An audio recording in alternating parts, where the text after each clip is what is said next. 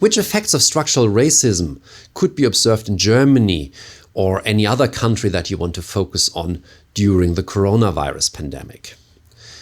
Once again, I will focus on Germany because that's the country I know best, even though it's quite difficult to assess the situation there when it comes to numbers, because we don't really have as much data as we have on the United States. We don't know how COVID affected different social classes or professions, but it is safe to assume actually that very much the same patterns were at work that I identified in the book as having been at work in the United States.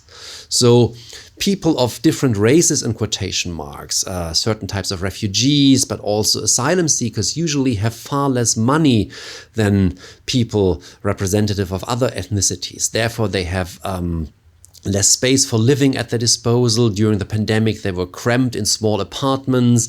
They had far more difficulty to isolate and to quarantine, which means that infections spread among families and communities there quickly and more easily.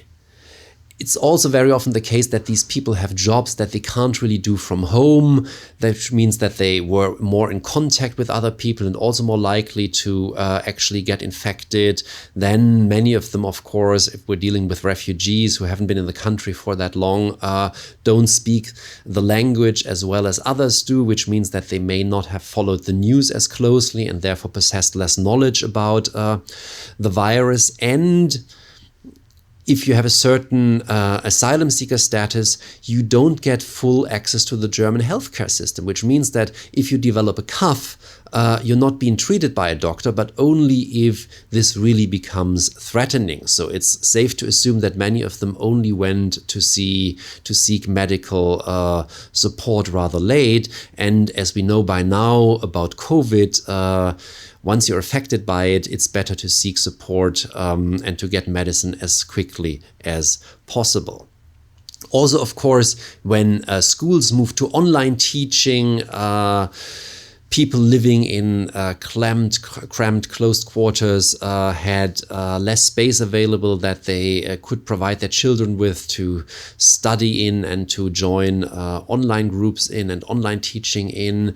Maybe there were also less devices in these households because they were economically disadvantaged. The parents maybe weren't at home to supervise the children because they still had to go out and do their jobs, which of course put the children at further disadvantage. What we see here already is something that I will pick up in the next chapter, how discrimination based on race is very often very closely tied to issues of class as well.